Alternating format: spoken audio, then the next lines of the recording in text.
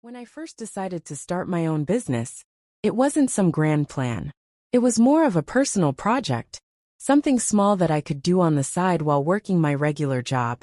I had always loved making jewelry, ever since I was a teenager. It started as a hobby, something I did for fun, crafting necklaces and bracelets for myself, and occasionally for friends. But one day, after receiving multiple compliments on a piece I had made, and being asked where I had bought it, an idea started forming in my mind. I spent months researching, learning about materials, suppliers, and marketing. I took online courses, read business blogs, and slowly, I started putting together my first collection. It wasn't anything revolutionary, but it was mine, my designs, my effort, my creativity. I launched my online boutique through a simple website and started promoting my work on social media. To my surprise, it gained traction faster than I expected. Within a few months, I had a small but growing customer base. My sister, Emma, was one of the first people I told about my business. We had always been close in a way that siblings often are, sharing inside jokes, childhood memories, and occasional heart-to-hearts. But there had also always been an undercurrent of competition between us, something that started when we were kids, and only seemed to intensify as we grew older. And the person running the account? Emma. I confronted her immediately, not bothering to soften my words. "Are you seriously copying my designs?" She scoffed, crossing her arms. "Oh, come on. You don't own jewelry design." Whether it was grades, friendships, or later careers, Emma always wanted to be the best. It wasn't necessarily a bad thing. In fact, it often pushed both of us to work harder. But sometimes that competition took on a sharper edge. When I first told her about my boutique, she reacted with lukewarm enthusiasm. "That's cool," she said, scrolling through my Instagram page. "I mean, lots of people sell jewelry online, right? But hey, if it makes you happy." I tried not to let her reaction bother me, but it stuck with me longer than it should have. I had expected her to be more excited, maybe even supportive. But instead she seemed indifferent. I shrugged it off and kept going. As my business grew, Emma's attitude shifted.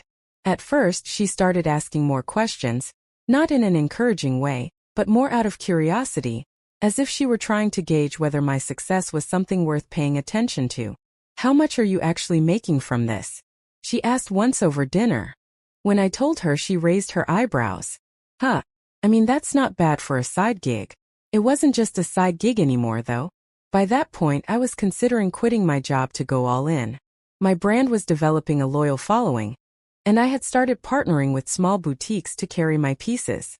I was investing everything I had into making it work. Then little things started happening that I brushed off at first. I noticed that whenever I posted a new design on social media, similar designs would pop up on other pages shortly after. I didn't think much of it at first. Jewelry trends often overlapped after all.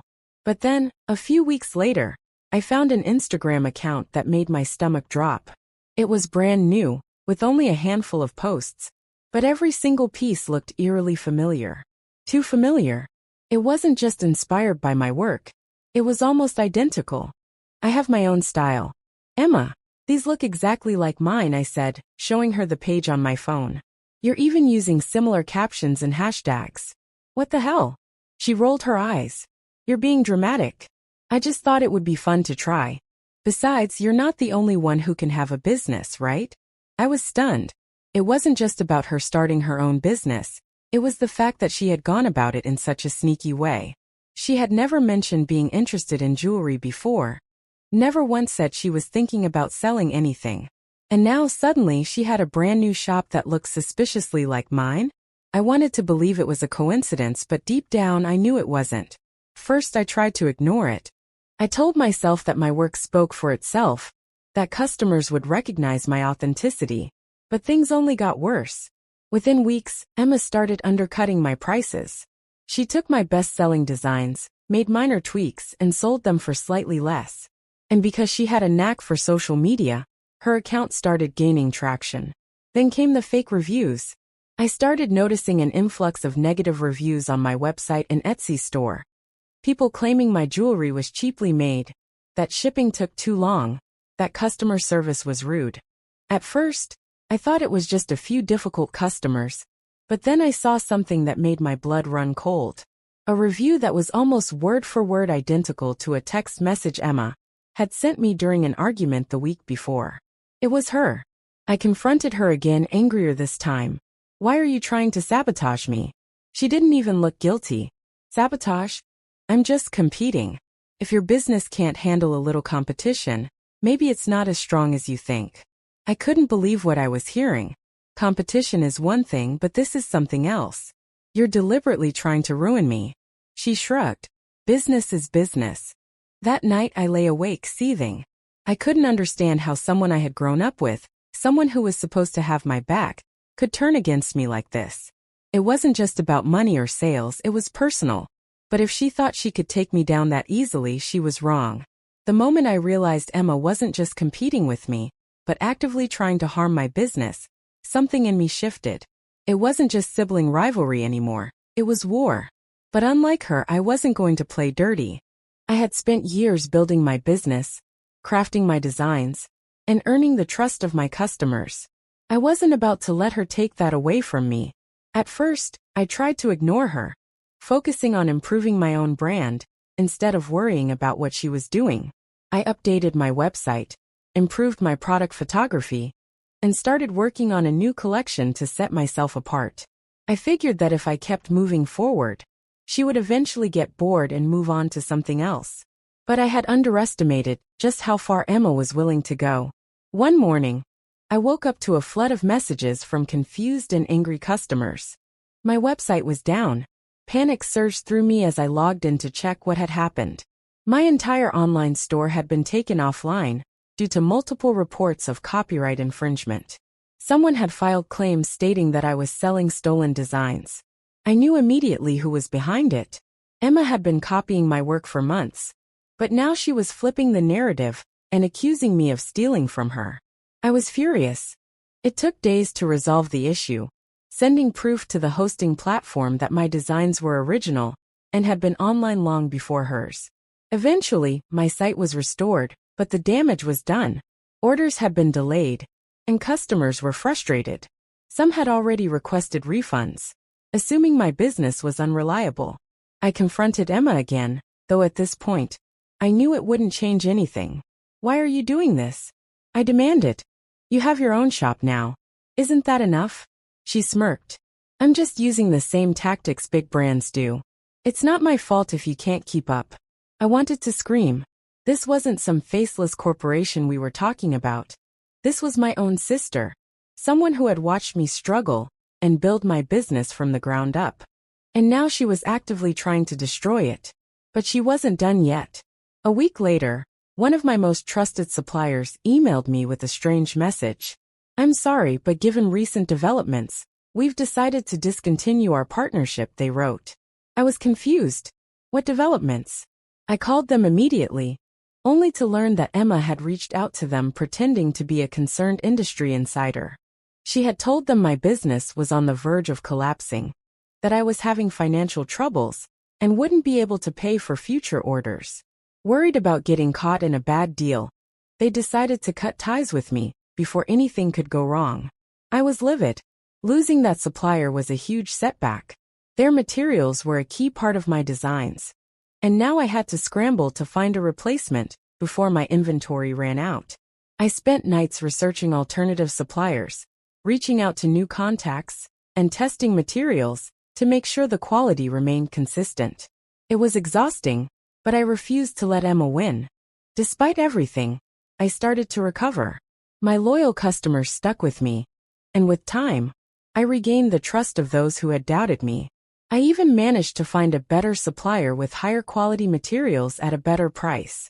In a strange way, Emma's sabotage had forced me to improve my business in ways I hadn't expected. But just when I thought the worst was over, she escalated again. One day, I received a message from a boutique that had been carrying my jewelry for months. We're so sorry, but we've decided to go in a different direction, they wrote. It sounded like a polite rejection at first, but something about it felt off. This boutique had always been enthusiastic about my pieces, and they had just placed a new order a few weeks prior. I called the owner, someone I had built a good relationship with over time. At first, she hesitated to tell me the real reason for their decision, but after some pressing, she finally admitted the truth. Emma came to us, she said reluctantly. She told us she had heard some concerning things about your brand. Issues with reliability, customers complaining about broken jewelry, shipping delays. She made it sound like a risk to keep working with you. I felt physically ill. Emma had gone beyond just competing with me. She was actively poisoning my reputation. I had spent years proving myself, working hard to make sure my brand was known for quality and trustworthiness. And with a few carefully planted lies, she had managed to undo some of that work. I hung up the phone, my hands shaking. I wanted to cry, to scream, to do something. But more than anything, I wanted to fight back. I knew I had two choices. I could continue trying to reason with Emma, hoping she would come to her senses, or I could stop playing her game and focus entirely on myself. I chose the second option. Instead of wasting more energy confronting her, I poured everything I had into rebuilding my brand. I strengthened relationships with my remaining boutiques, reassuring them of my reliability. I encouraged my loyal customers to leave honest reviews, drowning out the fake ones.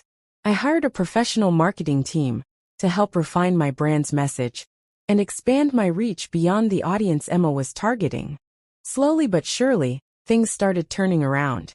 Then something unexpected happened. One day, while scrolling through social media, I noticed that Emma's business was taking off in a way even she probably hadn't expected. She had managed to secure a partnership with a well-known influencer, someone with millions of followers. Overnight, her brand exploded.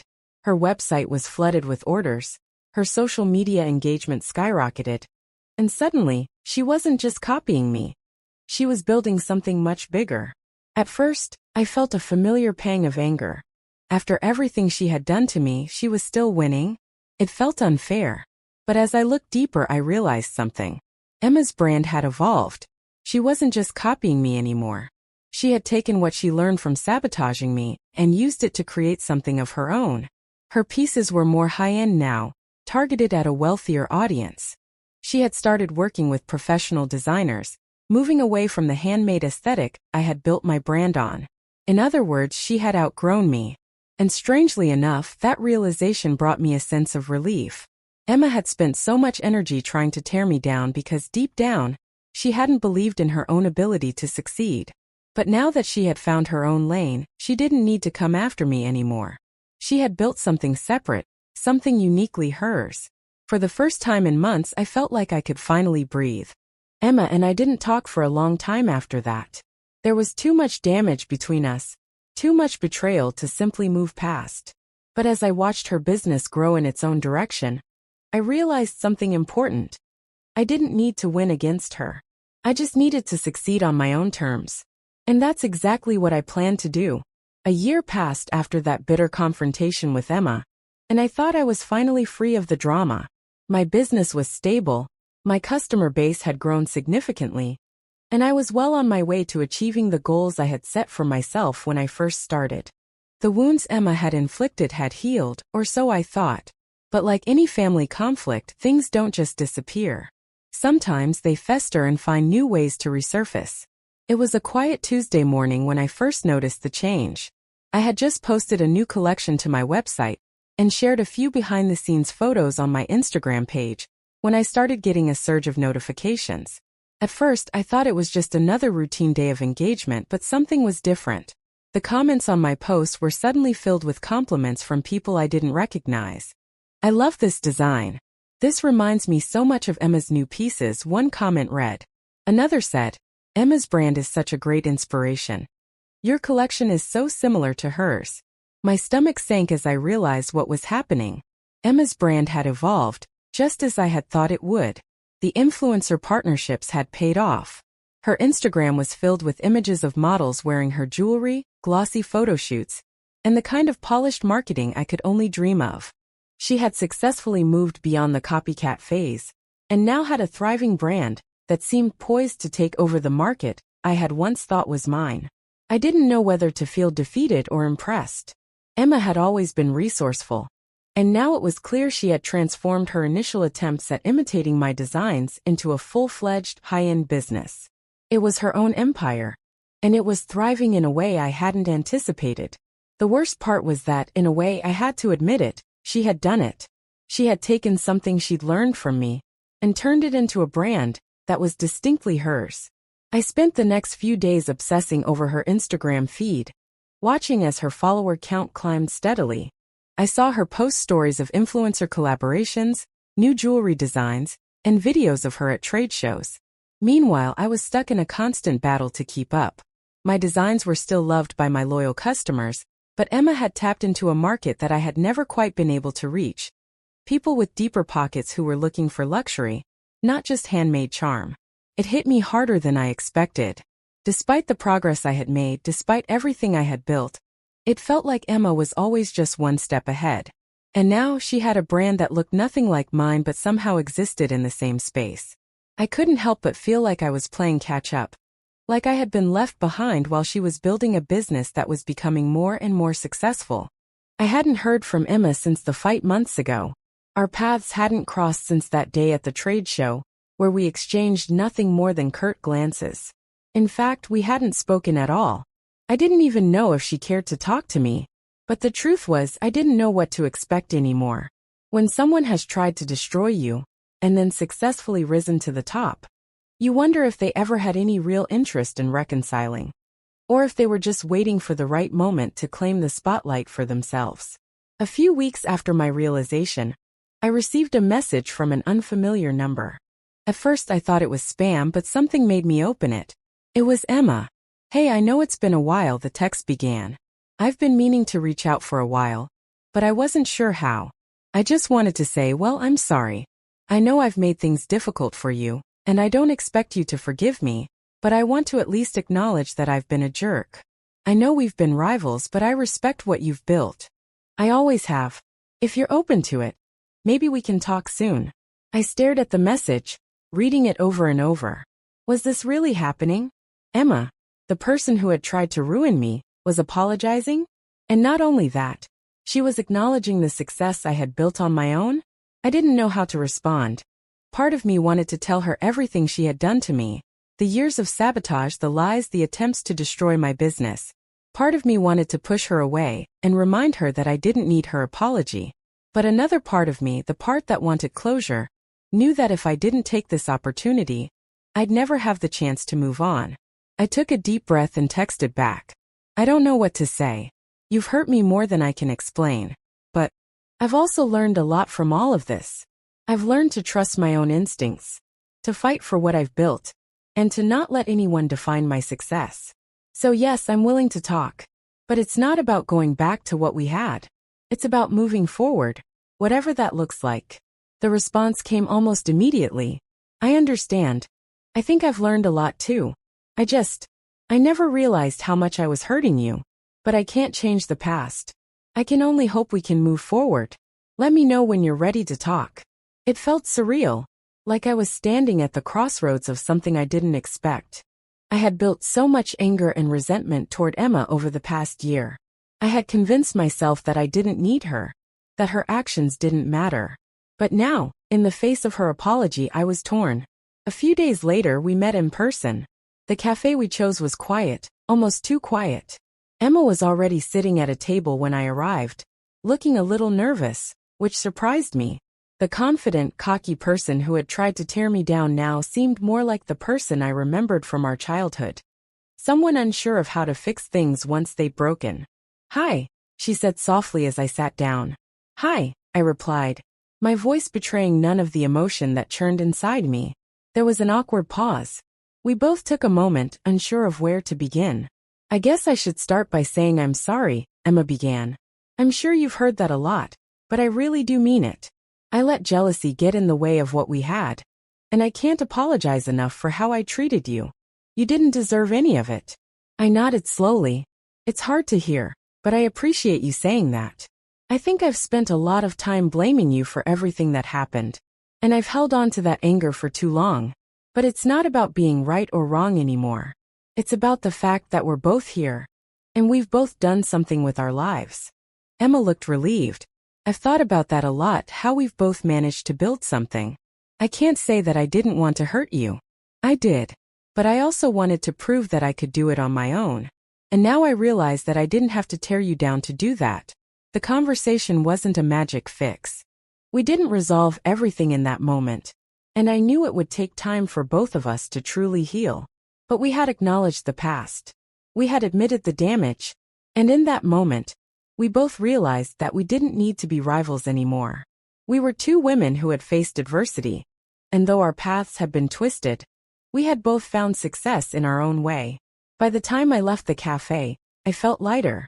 The weight of resentment had been lifted, even if only a little. And as I returned to my business, I realized something important. It wasn't just about Emma's success or mine. It was about the journey. How we had both carved out spaces for ourselves in a world that was competitive, often unforgiving, but also full of possibilities. I didn't know where Emma's business would go from here, nor did I know where mine would take me. But one thing was clear. We had both built our empires, each in our own way. And somehow, we had found a way to coexist, no longer defined by the rivalry that once tore us apart.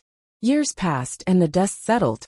What had once been a relationship built on sibling rivalry, manipulation, and broken trust was now something different.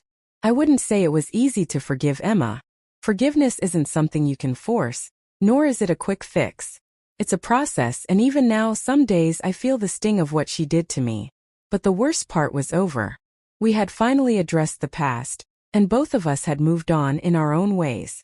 Our businesses, once caught in an almost unhealthy competition, had begun to take on their own identities, parallel to one another. I had created a brand that spoke to authenticity, the beauty of imperfection, and the value of handcrafting something meaningful. My loyal customers who had been with me from the start appreciated the craftsmanship, the care, and the personal touch I put into each piece.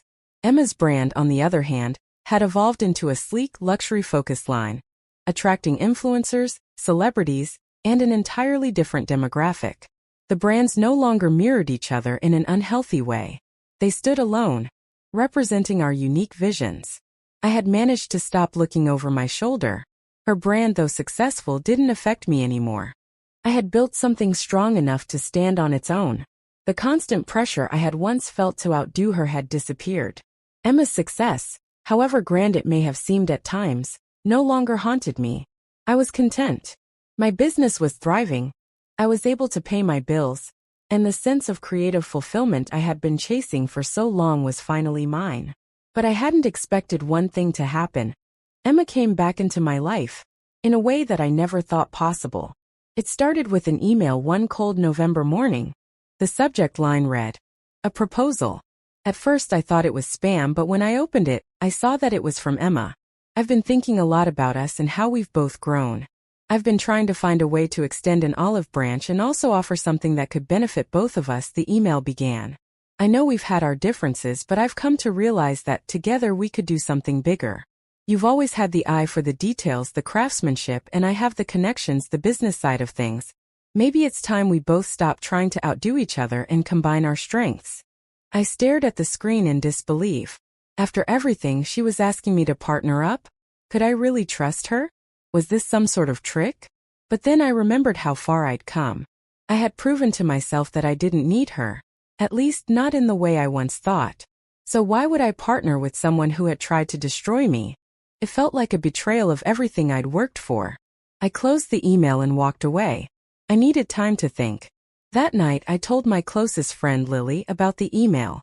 Lily had been with me throughout this entire journey, from my late-night brainstorming sessions to the countless cups of coffee as I worked to build my brand.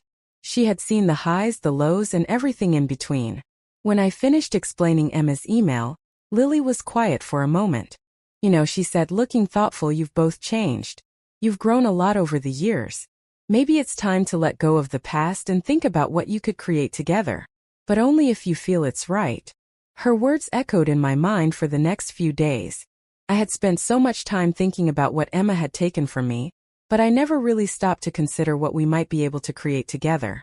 The truth was, despite everything that had happened, there was still a part of me that believed in her. After all, we were sisters. There was something undeniably powerful about that bond. Maybe it was time for us both to turn the page and stop letting our history define us.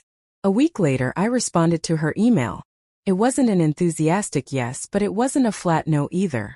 I proposed that we meet in person to talk things through. No expectations, no promises, just a conversation. When we met again, it was as if the years of tension had been washed away. We were different people now. Emma wasn't the woman who had tried to ruin me. I wasn't the insecure younger sibling who had constantly been chasing her approval. We had both grown, both independently and together in some strange, unspoken way. "I don't expect this to be easy," Emma started, the vulnerability in her voice something I hadn't heard before. "But I do think that together, we could make something incredible. We both have the experience, the drive. I don't want to compete anymore. I don't need to be the only one winning. I know what it's like to fall, and I don't want you to ever feel like I'm trying to hold you back again." I looked at her. She meant it.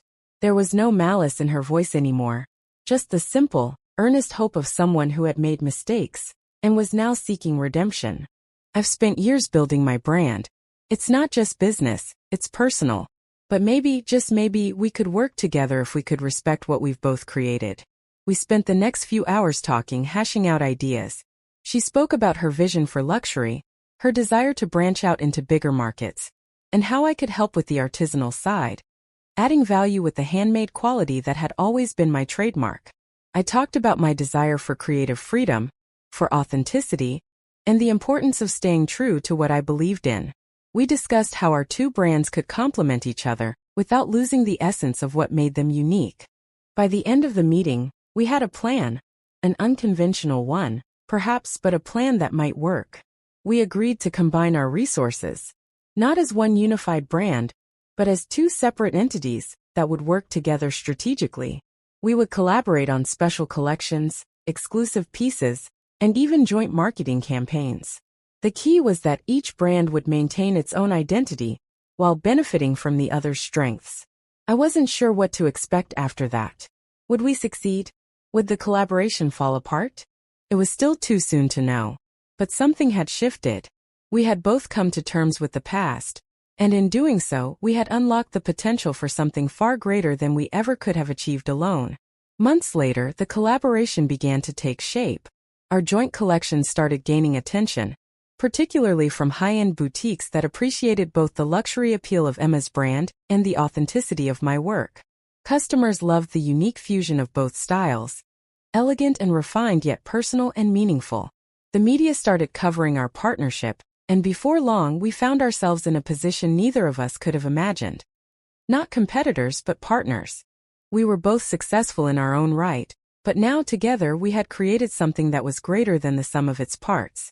Our brands began to be known not just for their individual strengths, but for the fact that two sisters, once bitter rivals, had found a way to rise above the past and build something lasting together. One evening, as I watched the first collection from our partnership hit the shelves of a high-end boutique, I realized something important. The rivalry, the hurt, the years of animosity, it had all been a catalyst for growth. Without that tension, we might not have reached this point. What had once been a destructive force had, in a strange way, pushed us both toward something better. I looked over at Emma, who was smiling proudly as the boutique owner showed us the new display. There was no animosity between us anymore, no jealousy, just the quiet understanding that, despite everything, we had built something incredible. It was hard to believe, but I had to admit it. She was no longer my competition. She was my ally. And in the end, that was exactly what I needed.